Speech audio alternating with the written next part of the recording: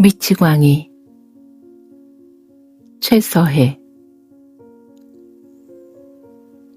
벌써 4년 전 일입니다. 나는 백두산 뒤 청석하라는 조그마한 촌에 살았습니다. 그때 우리 집은 뒤에 절벽이 있고 앞에 맑은 시내가 있는 사이에 외따로 있었습니다. 형제가 없는 나는 늘 우리 집에 있는 농군과 함께 김도 메고 소도 먹이면서 아주 재미있게 지내었습니다. 그리고 사이만 있으면 처가로 갔었습니다. 내가 가면 장모께서는 사위, 사위 하시면서 떡도 해주고 엿도 다려줍니다. 그리고 장인께서는 낮이면 밖으로 나가시고 밤이면 이웃에 가서 장기나 두시다가 잘 때나 돌아오십니다.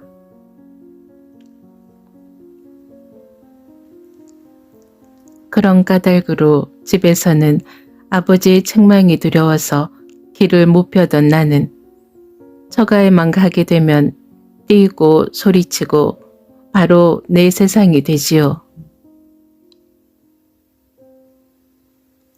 그러므로 나는 처가에 가기를 늘 즐겨하였습니다. 집에서도 처가에 간다면 책망이 없습니다.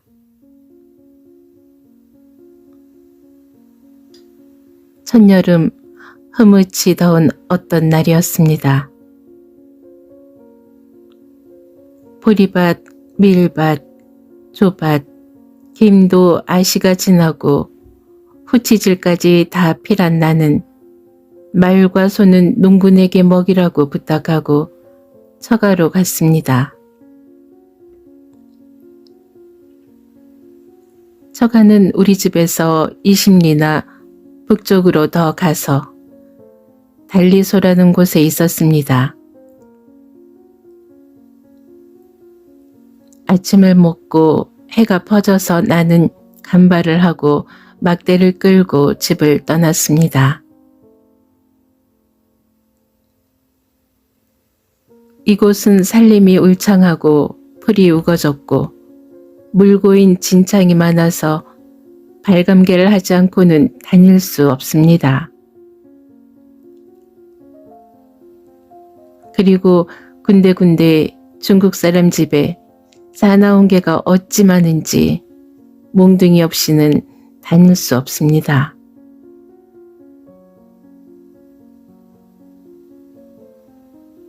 안팎 10리나 되는 우리 집 뒤영을 타들덕거리면서 넘었습니다. 이 영을 넘으면 무성한 나무 그늘 속 그리 크지 않은 시냇가에 연하여 쓰러져가는 초가집들이 있습니다. 이것은 백화구상이라는 동리입니다. 나는 어느새 백화구상을 지났습니다. 그리하여 양장 같은 냇가 돌길로 찌찌한 풀레를 맡으면서 백화구상이란 곳에 다다랐습니다.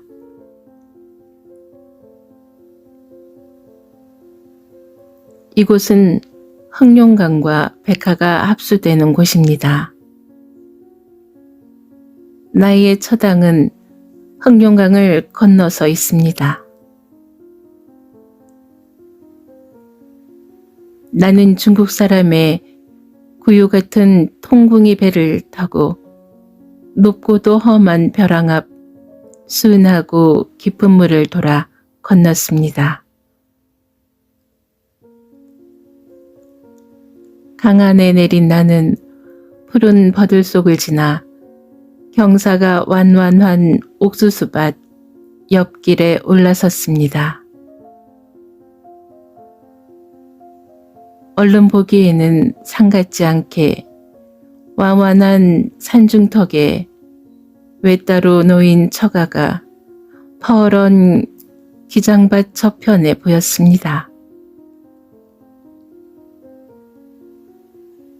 나는 다리 아픈 것도 잊어버리고 걸음을 바삐 하는데 바람결에 이상스러운 소리가 들립니다.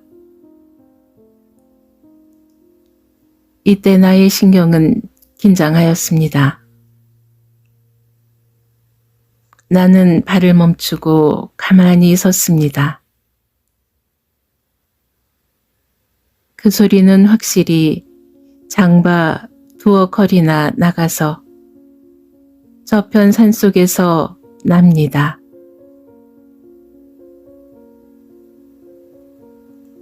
그러나 벌써 풀문이 막혀서 무엇인지 잘 보이지 않고 웅얼웅얼 하는 것이 무슨 소린지, 그리고 나뭇가지를 뚝뚝 꺾는 것은 산짐승 같았습니다. 저것이 곰이나 아닌가? 나는 생각하였지요.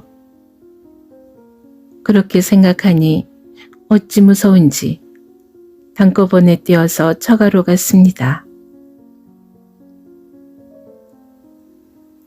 장인께서는 밭으로 나가시고 장모만 집에서 배를 짭니다.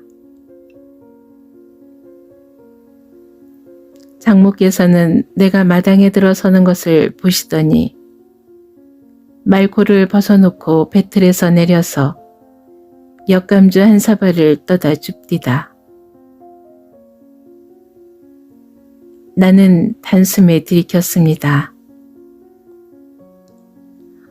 달아. 나는 오늘 오다가 곰을 보았어요. 나는 가장 큰 자랑거리나 있는 듯이 흐그럽게 말했습니다. 그리고 마루 위에 앉았습니다. 응? 뭘? 곰을? 아이 끔찍해라. 어디서 보았노?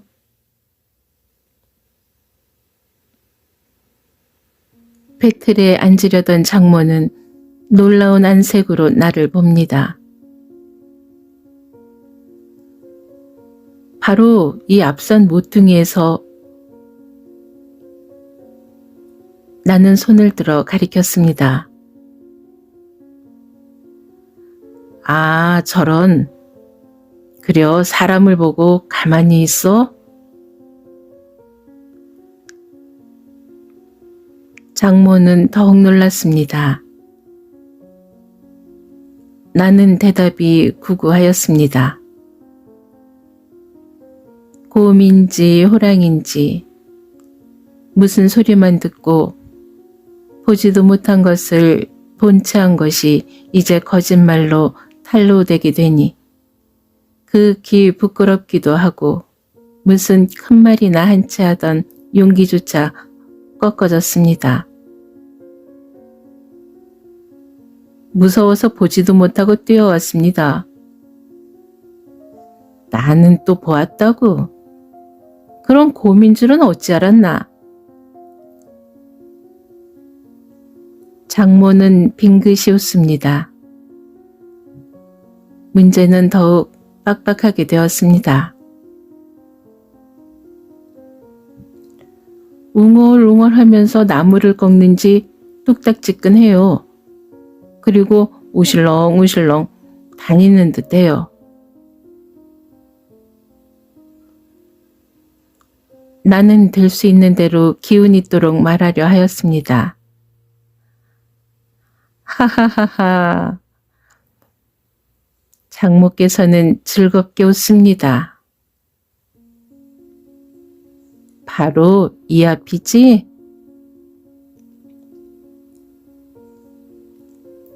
장모는 그저 웃으면서 턱을 쳐들고 내 들어오던 길을 가리킵니다. 나는 나의 거짓에 웃지는 않는가 하여 더욱 무료하였습니다. 그래 대답을 못하고 있었습니다. 사위가 미치광이 짓거리는 것을 들은 게로군. 또 웃습니다. 나는 미치광이란 소리에 일종의 호기심이 울렁거렸습니다. 네? 미치광이라니요?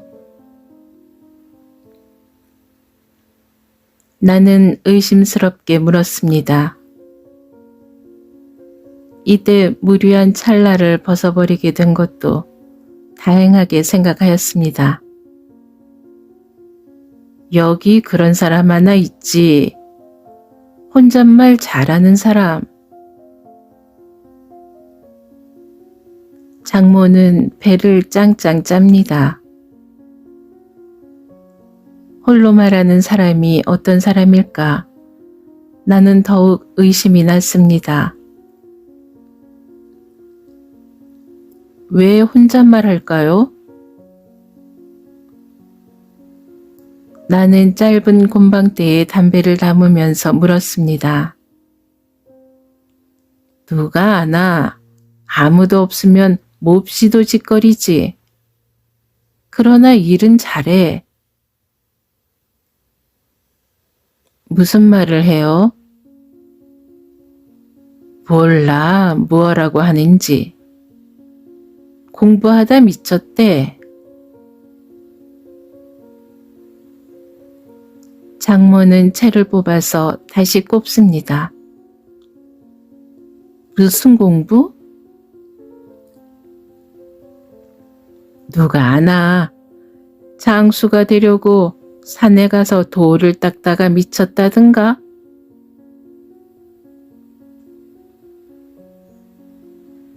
내 일찍 산에 들어서 돌을 닦다가 귀신의 힐난에 미친다는 말은 늙은이들에게 들었으나 이때까지 본 일은 없었습니다. 이제 짐승으로 나를 속이고 놀래이던 것이 그런 사람이라니 어떠한 장가 하고 나는 이윽기 상상에 머리를 썼습니다. 어쩌면 공부하다가 미치나? 돌을 닦는데 귀신이 어떻게 희말을 주나? 과연 귀신이 있는가? 어떠한 사람인데 무엇을 바라고 돌을 닦다가 귀신이 어떻게 하여서 미쳤나? 이렇게 생각할수록 그 미쳤다는 사람이 보고 싶었습니다. 그러나 미추광이라는 소리에 혼자 찾아가기는 무섭고 또 산길에 피곤한 다리는 다시 걸을 용기도 없었습니다.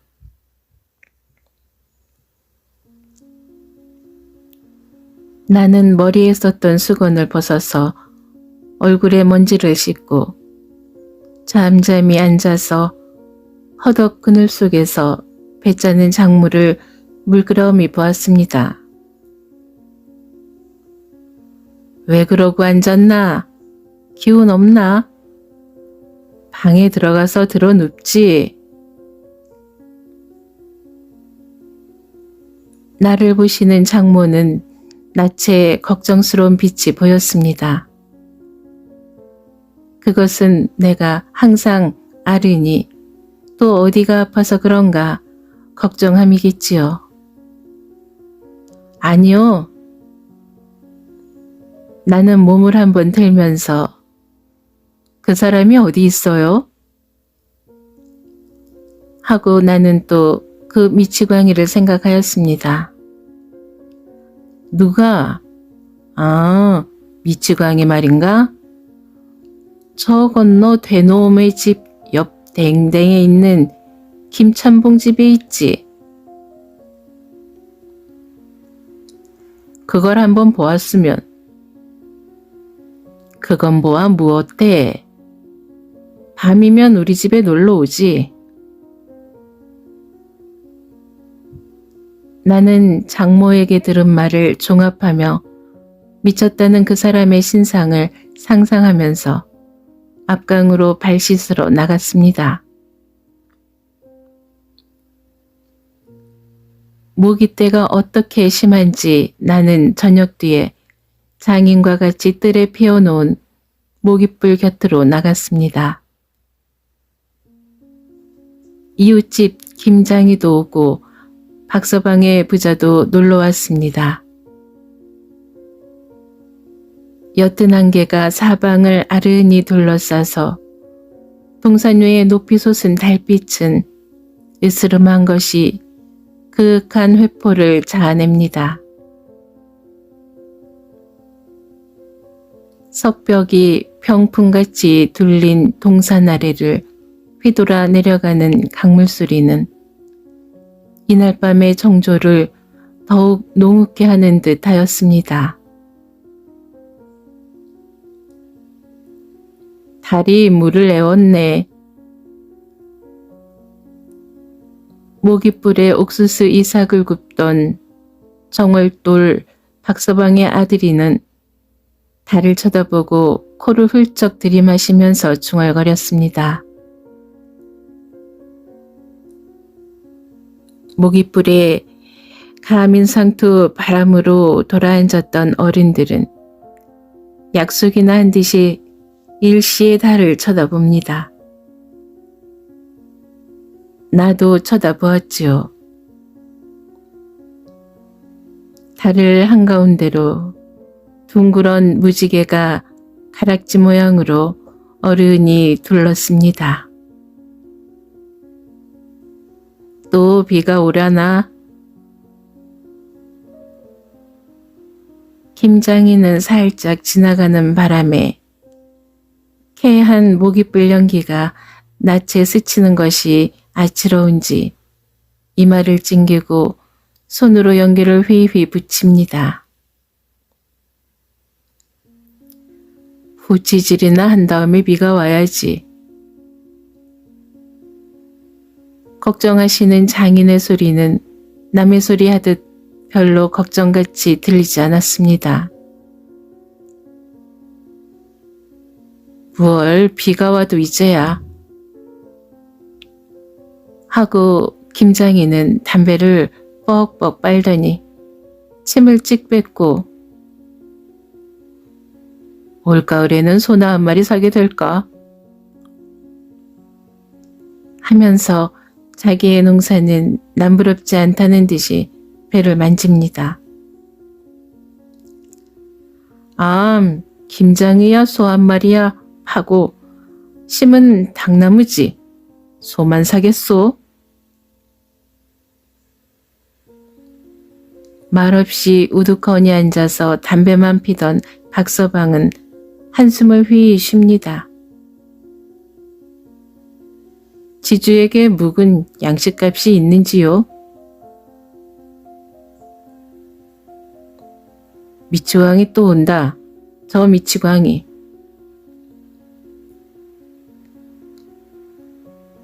바로 내 옆에 앉아서 노루꼬리 같은 노란 머리태를 휘휘 두르면서 이 사람 저 사람의 낯을 쳐다보면서 꺼멓게 탄 옥수수 알을 뽑아먹던 정월돌이는 저편을 보면서 나지기 소리를 칩니다.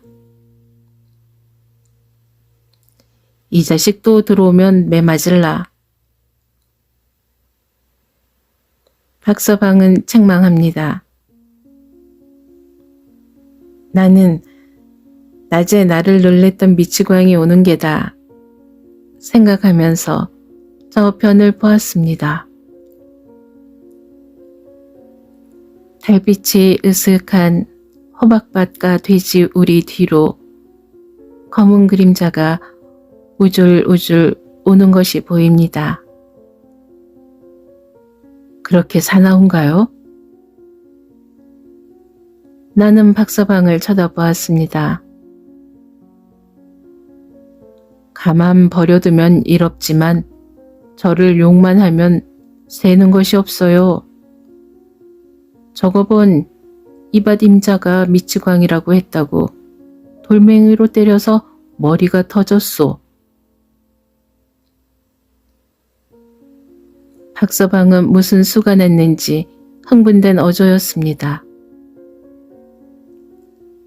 받임자를 때리고 견딘다. 참말 미친 게다. 나는 이렇게 생각하였습니다. 이곳 받임자는 모두 중국 사람입니다. 그 되놈들이 어떻게 무지한지. 제가 글렀더라도 자기니 비위에 맞지 않으면 자기네 벌어놓은 곡식을 빼앗고 주지 않거나 쫓거나 때리거나 그렇지 않으면 남몰래 죽이는 수가 흔합니다.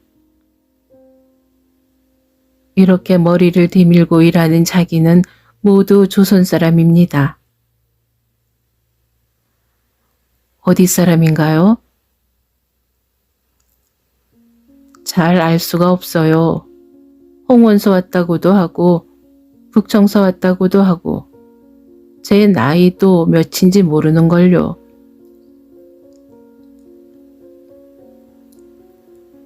이렇게 그의 신삼당을 주고받는 사이에 그는 벌써 우리 앞에 나타났습니다. 이때 나는 몸소리가 칩디다. 조생호님이요? 장인께서는 웃으면서 먼저 인사를 합니다. 그는 아무 대답도 없이 한쪽에 쭈그리고 앉더니 꽁무니에서 짤막한 담뱃대를 꺼내면서 담배 한 대 줘 하고 좌중에 손을 내밉니다.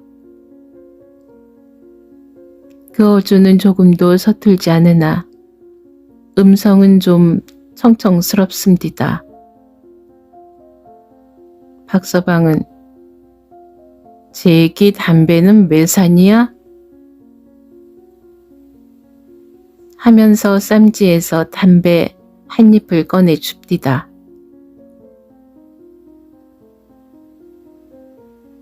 그는 별소리 없이 대에다가 꾹꾹 담아서 풀썩풀썩 피웁니다. 일동은 그만 봅니다. 담배를 퍽퍽 빨 때마다 번쩍번쩍하는 불빛은 달빛을 등진 그의 낯을 번뜩번뜩 비칩디다. 그때마다 보이는 그의 우뚝한 성깔스런 코와 떼가 검은 낯빛은 무섭게 보입니다. 쭈그리고 앉았던 그는 맨땅에 펄썩 주저앉아서 담배를 퍽퍽 빨더니 모깃불에다 침을 탁 뱉고 허공을 보면서 무엇라고 말합니다. 말하다가는 또 담배를 빱니다. 담배를 빨고는 또 침을 뱉습니다. 침을 뱉고는 또한 허공을 보며 무엇라고 중얼중얼합니다. 나는 무슨 소리를 하나 하여 주의를 하여 들었지요. 그러나 전혀 알 수가 없었습니다. 곁에 있는 이들은 모두 빙굴에 웃습니다. 정월돌이는 손으로 입을 막고 킥킥 웃습니다. 그러나 미치광이는 남이야 웃거나 말거나 남이야 무엇라고 하거나 말거나 조금도 쉬지 않고 어떤 때는 높게 어떤 때는 낮게 숭얼숭얼합니다. 이렇게 숭얼거릴 때마다 무엇을 꼭 보는 듯 하여요. 허공을 훤히 보는 것이. 조생원 책이나 보지. 소랑소랑한 박서방은 빙글빙글 웃었습니다. 미치광이는 방을 물끄러미 봅니다. 저 방에 있소. 저 선생님이 가지고 오셨소. 박서방은 나를 보고 눈을 껌쩍거리면서 책을 좀 주오. 읽는 것을 봅시다. 합니다. 나는 책을 읽는다는 것이 하도 신기하여서 방으로 들어가면서 자, 이리 들어오시오. 하고 그자를 방으로 청하였습니다. 그것은 뭐라고 방으로 부르나? 부뚜막에서 바느질 하시던 장모께서는 말씀하셨습니다. 그러나 나는 그 대답을 하지 않고 그자를 방으로 청하였습니다.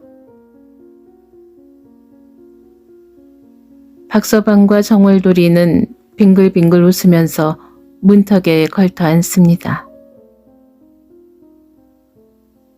깊고 찢어지고 때가 더덕더덕한 중국 의복을 입은 미치광이는 조금도 서슴지 않고 신신은 채로 방 가운데 펄썩 앉습니다. 나는 실엉에서 영웅로라는 중국 소설을 집어서 그에게 주었습니다. 그는 받아서 읽습니다. 역시 웅얼웅얼 하는데 알아들을 수가 없습니다. 그리고 책 첫 페이지를 편지가 이슥하도록 더 번지지 않습니다. 나는 그의 동정을 살피느라고 시간 가는 줄 몰랐습니다.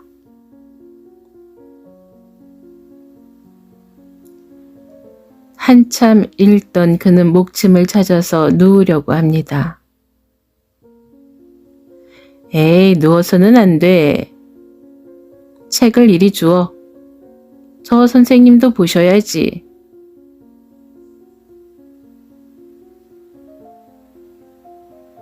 문턱에 앉았던 박서방은 방으로 들어와서 그의 잡은 목침을 빼앗습니다. 저 책을 달라고 하시오. 그냥 두면 날이 밝도록 들고 있어요. 박서방은 나더러 또 말합니다. 미치광이는 가만히 앉아서 책을 이윽히 보다가 아까운 듯이 나를 주면서 좋은 책이요. 물리가 없이는 못 읽겠소. 합니다. 나는 책을 받으면서 무슨 책인지 알겠소? 하고 웃습니다. 그러나 아무 대답 없이 벽에다가 걸어놓은 기름불을 쳐다보면서 또 숭얼숭얼 홀로 말합니다. 아, 무서워. 이때 불 아래서 똑똑히 보니 그의 두 눈의 검은 자위는 셉뜨는 듯이 똑같이 미간으로 물켰는데 형용기 어려운 무서운 빛이 환합디다. 나는 그만 어찌 무서운지 밖으로 나왔지요. 병신은 병신이라도 체면은 여간이 아니야. 저번날 김찬봉이 어디 간 날 밤에는 집에 들어오지 않았더래. 그래, 그 이튿날 아침에 보니까 그 비가 몹시 오는데 강가 보릿집 속에서 자고 왔더라나. 이때까지 침묵을 지키던 김장인은 누가 묻지도 않은 말을 합니다. 왜 강가에서 잤을까? 내가 물은즉 젊은 계집 김찬봉의 아내가 혼자 자는 집에서 자기가 싫다고 그러지요. 김장인은 대답합니다. 더군다나 김찬봉의 여편네하고 그 뒤에 있는 되놈하고 배가 맞은 것을 보았다나 저 미치광이가. 그런 뒤로는 김찬봉만 없으면 집에서 자지 않아.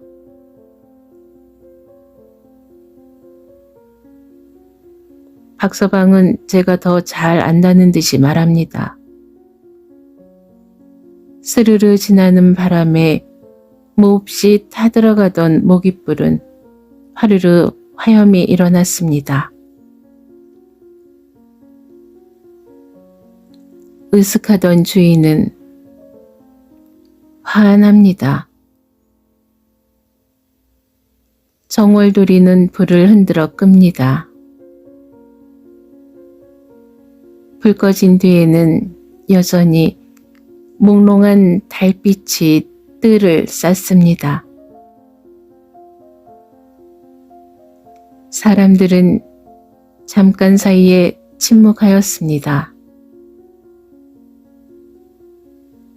앞강의 물소리는 출렁출렁 의미 깊게 들립니다. 이때 미치광이는 방으로서 나옵니다. 조생원 가나? 장인께서는 소리를 쳤으나 그는 여전히 대답 없이 숭얼숭얼하면서 돼지우리 뒷길로 저벅저벅 갑니다. 나는 그의 그림자가 사라질 때까지 보았습니다. 참 별사람이야. 미친 것 같기도 하고 성한 사람 같기도 하고. 헐벗었으니 네 것을 훔칠 줄 아나. 배고프니 밥을 달라나. 주면 먹고 안 주면 말고.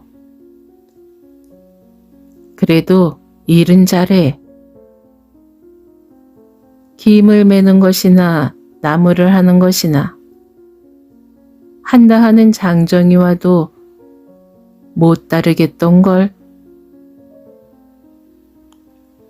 저번에도 강가서 돈 100냥을 얻은 것을 김찬봉을 주었대. 그래야 김찬봉은 저 사람을 신발 하나 사주지 않어. 아, 김찬봉이야. 소도둑 놈인데. 김장의의 말 뒤에 박서방은 때나 맞은 듯이 김찬봉을 욕합니다. 저 사람도 조선에 부모 처자가 있으면 저런 줄은 모르고 좀 기다릴까? 장인께서는 고향이 그리운지 달을 쳐다봅니다. 달은 어느새 중천에 가까웠습니다.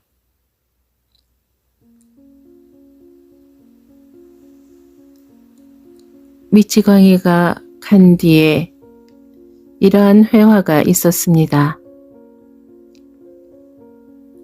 그러나 누구나 그의 내력을 아는 사람은 없었습니다. 다만 장모님의 말과 같이 장수가 되려고 공부하다가 미쳤다 할 뿐입니다.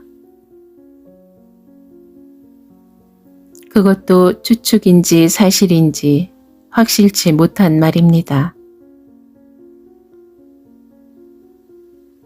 나는 이날 밤에 자리 속에서 그 미치광이의 신상에 숨었을 비밀을 머리가 아프도록 상상하여 보았습니다.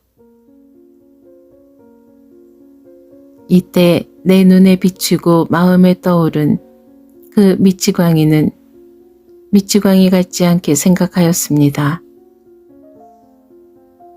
나는 그가 도리어 우리를 미쳤다고나 하지 않을까 하고도 생각하였습니다.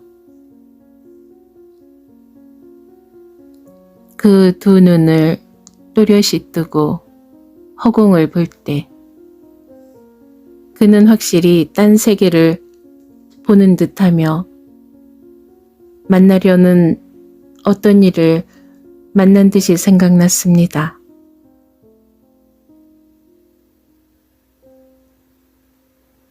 나는 그 이튿날 급한 볼일이 생겨서 약물인재라는 곳에 갔다가 10여일 후 돌아오는 때에 처가에 들렀습니다. 이때에는 그 미치광이가 없었습니다. 박서방에게 들으니 이러합디다.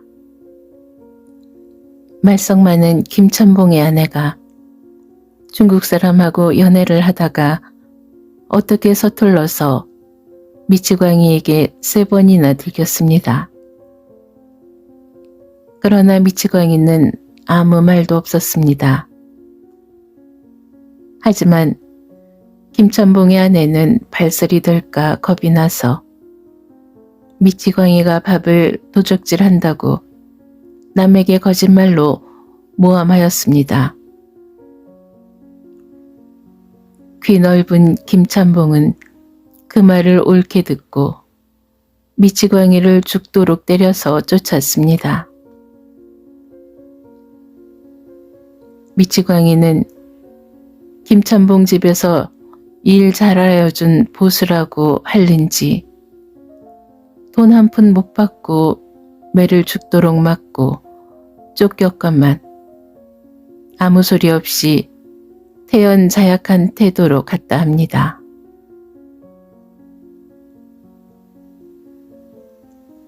그 후에는 벌써 4년째나 그 미치광이의 소식을 나는 못 들었습니다.